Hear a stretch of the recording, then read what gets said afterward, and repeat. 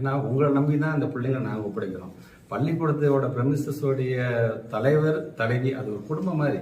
உள்ளுக்குள்ள வந்து கதவை சாத்திட்டு அது நீங்க தான் HMs, நீங்க தான் உங்களுடைய பொறுப்பு. அதையும் தாண்டி இல்ல இந்த அதிகாரி அனுமதி கொடுத்தாரு, அந்த அதிகாரி அனுமதி கொடுத்தாரா, ஸோ இதெல்லாம் இந்த நான் சொன்ன மாதிரி இந்த என்கொயரியில் போய் நான் நடுப்பு நான் கேட்க முடியாது என்ன நடந்துட்டு இருக்குன்னு. ஏன்னா அந்த என்கொயரிக்கு அது டிஸ்ட்ராக்ஷன் ஆடக்கூடாது. என்ன நடந்தது உள்ளபடியே என்ன நடந்தது யாருமே வந்து வாங்க இது இந்த கண்டென்ட் பேசுங்க யாரும் சொல்ல போறது இல்லை.